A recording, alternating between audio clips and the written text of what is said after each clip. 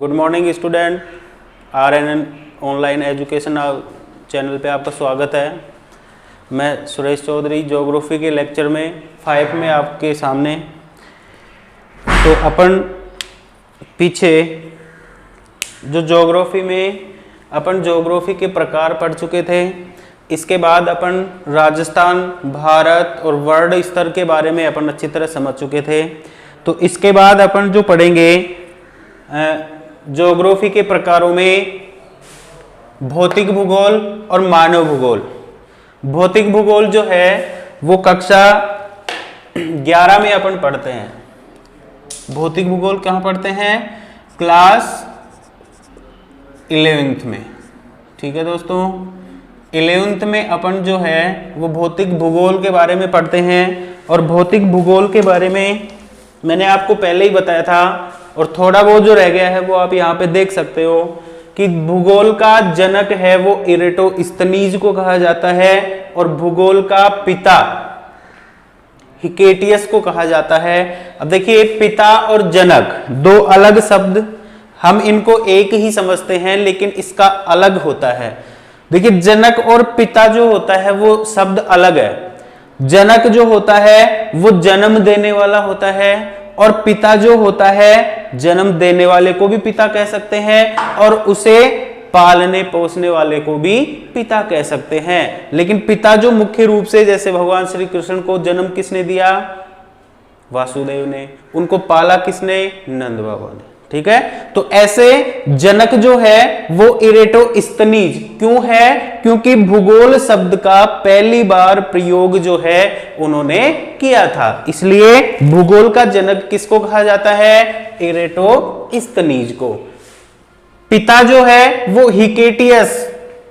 भूगोल का विस्तृत व व्यवस्थित वर्णन करने के कारण भूगोल के पिता हिकेटियस कहे जाते हैं। ठीक है, ये भौतिक भूगोल जो है, सभी जो भूगोल होगी अपनी जो ज्योग्राफी है उसके बारे में। ठीक है, भौतिक भूगोल अपन कक्षा 11 में पढ़ते हैं। ये आपका पूरा चैप्टर हो गया था। अब जो अगले चैप्टर में अपन अध्ययन करेंगे वो है आपका मानव भूगोल। कक्षा 12 की विशेष जो है बुक वाइज जो क्लासेज हैं वो मानव भूगोल में चलती हैं। हम मानव भूगोल को क्लास 12th में पढ़ेंगे। ठीक है दोस्तों, तो अपना जो है, मैंने आपको पहले बताया था, पिछले वीडियो में मैंने आपको बताया था कि आगे से आपकी जो है कक्षा वाइज जो आपकी सब्जेक्ट चलेगी, तो अपन कक्षा वाइज सब्जेक्ट में क्लास 12 के लिए मानव भूगोल जो है उसका फर्स्ट चैप्टर है मानव भूगोल का परिभाषा व अर्थ व परिभाषा। ठीक है, तो मानव भूगोल जो है उसका, इसकी परिभाषा देख लीजिए आप। मानव का पृथ्वी पर निवास के रूप में अध्ययन। मानव का पृथ्वी पर निवास के रूप में अध्ययन, अर्थात पृथ्वी व मानव के संबंधों का अध्ययन होता है। मानव भूगोल में पृथ्वी व मानव के बीच के अंतर संबंधों का अध्ययन होता है। ठीक है, मानव भूगोल के जनक फ्रेडरिक रेडजेल है। मानव भूगोल के जनक कौन है? Frederick Ratzel. ये फ्रांस के रहने वाले थे। तो इन्होंने क्या कहा? इनके अनुसार मानव भूगोल की जो परिभाषा है वो है पृथ्वी पर रहते हुए मानव अनेक प्रकार की भौतिक, रासायनिक व सांस्कृतिक प्रक्रियाओं को गठित करता है, तथा इन क्रियाओं का या आपसी अंतर संबंधों का अध्ययन ही क्या होता है? मानव भूगोल होता है। ठीक है दोस्तों, तो ये जो है वो फ्रेडरिक रेडजेल के अनुसार परिभाषा है। फ्रेडरिक रेडजेल को मानव भूगोल का जनक कहा जाता है। इसके बाद में जो दूसरे जो विद्वान है या दूसरी जो भूगोलवेता है उनका नाम है Ellen Semple. Ellen Semple Friedrich Ratzel की ही शिष्या थी।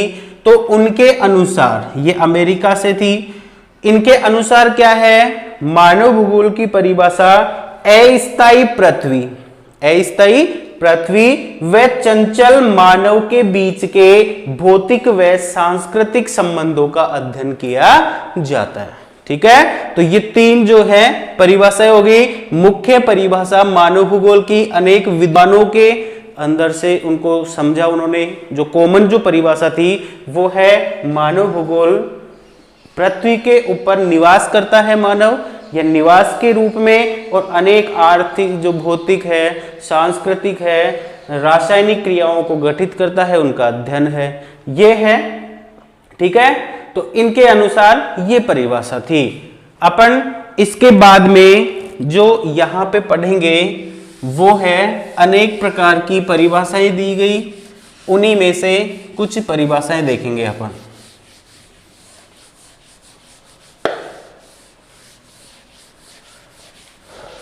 तो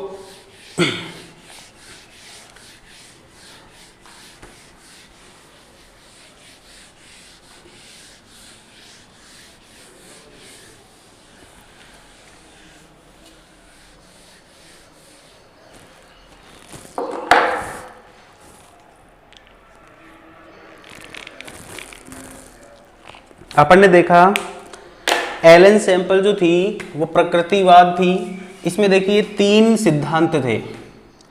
मानव भूगोल के संदर्भ में कितने सिद्धांत थे? तीन सिद्धांत।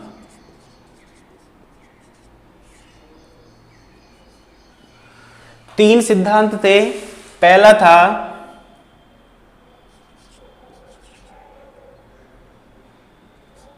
प्रकृतिवाद,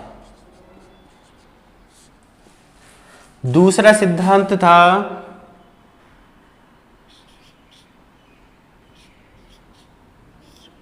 मानववाद या नियतिवाद।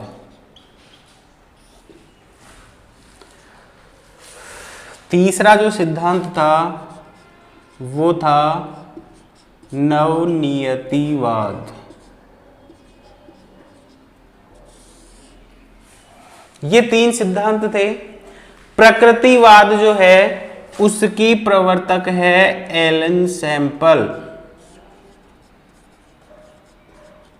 ठीक है, प्रकृतिवाद की जो है वो प्रवर्तक कौन है? Ellen sample.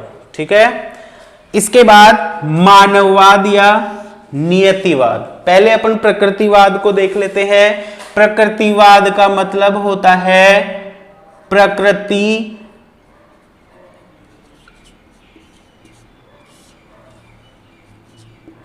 प्रभावी व मानव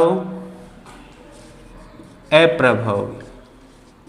ठीक है, प्रकृतिवाद में प्रकृति प्रभावी थी और मानव अप्रभावी था, यानी मानव जो है वो प्रकृति का प्रभाव जो है उसको सहन करता रहता था या प्रकृति का अनुसरण करता रहता था। ठीक है, तो इसे क्या कहते हैं? प्रकृतिवाद। दूसरा कौन सा है? मानववाद या नियतिवाद। इसमें जो है वो क्या है? इसमें मानव तो है प्रभावी, मानव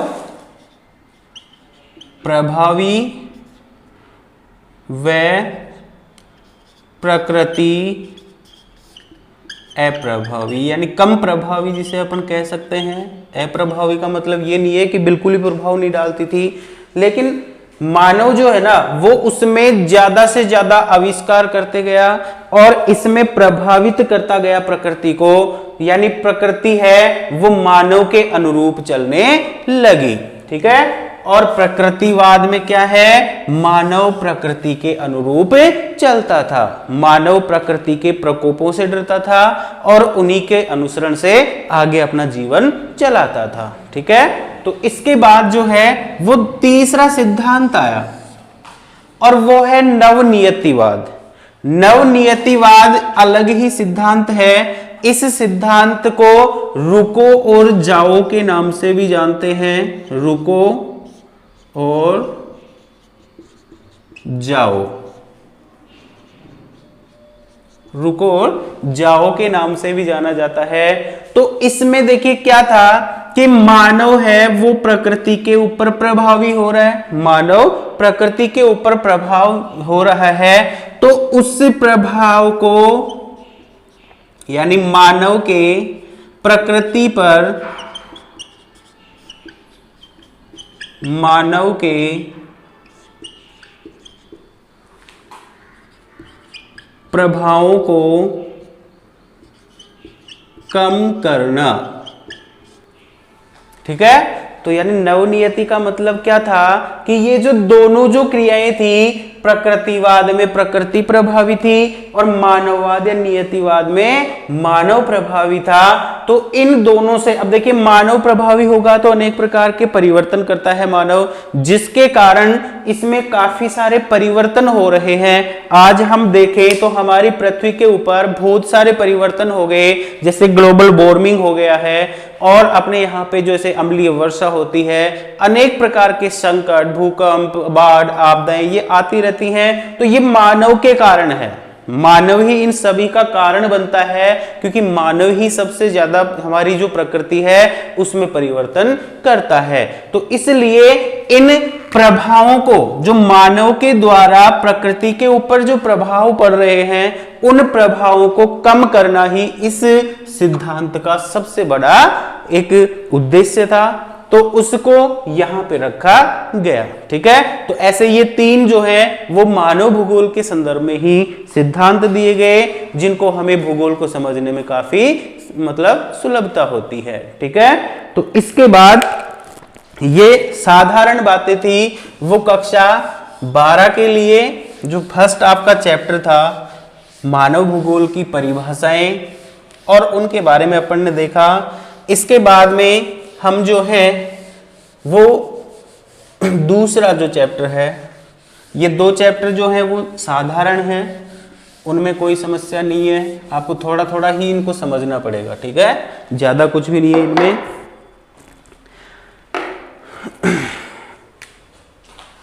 देखिए लेसन 2, लेसन 2 है विश्व व भारत की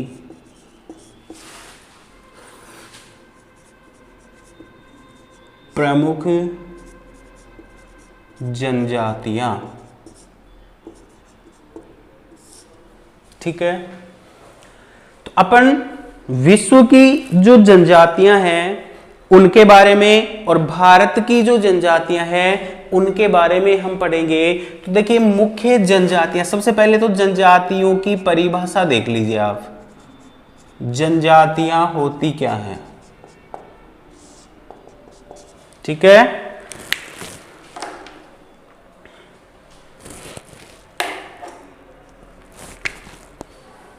देखिए ऐसे लोग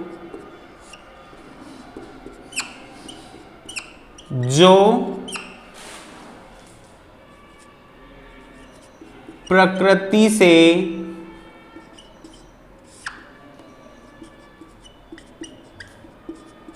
जुड़े हुए होते हैं तथा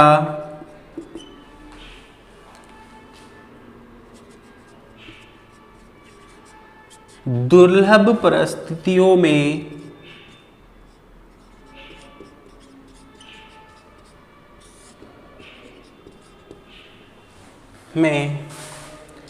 जैसे मरुस्थल,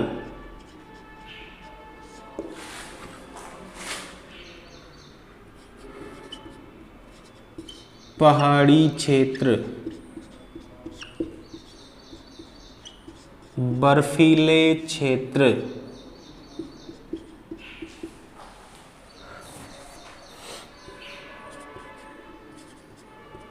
जंगली व पठारी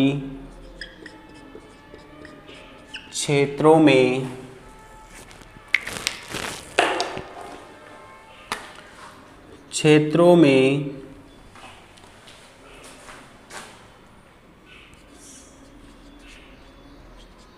कठिन परिस्थितियों में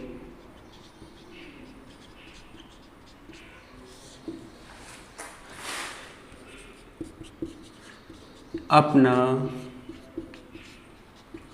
जीवन व्यतीत करते हैं, उन्हें क्या कहते हैं? जनजातियां कहते हैं। ठीक है, तो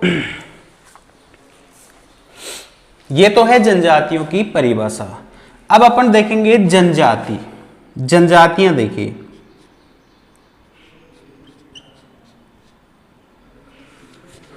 प्रमुख जनजातियां,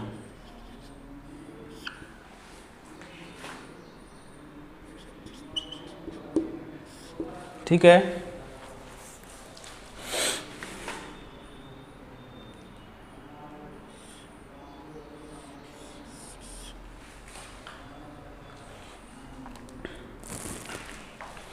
प्रमुख जनजातियों में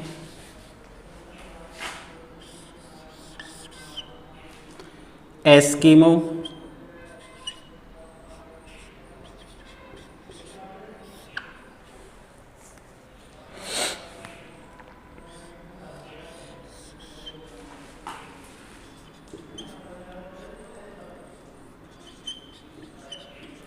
बुशमैन,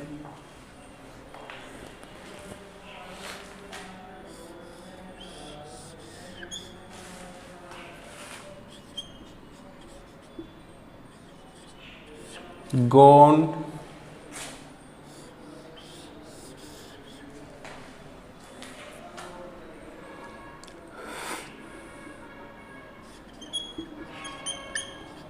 संथाल,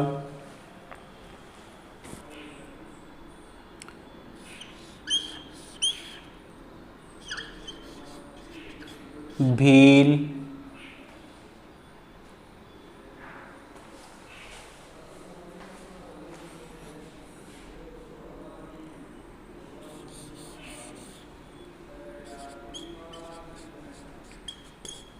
ग्रासिया,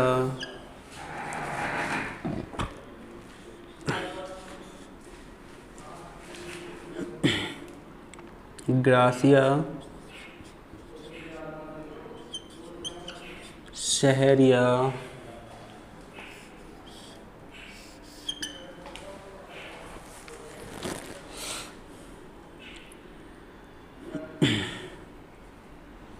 और कंजर। ठीक है, तो ये जो प्रमुख जातियां हैं Eskimo, Bushman, Gond, Santhal, Bhil, gratia, Sahariya और कंजर, तो ये जो जातियां हैं मतलब जनजातियां हैं, उनमें से देखिए तीन, ये पहले वाली जो तीन है एस्किमो, बुशमैन और गोंड, ये तो विश्व स्तर की जनजातियां हैं।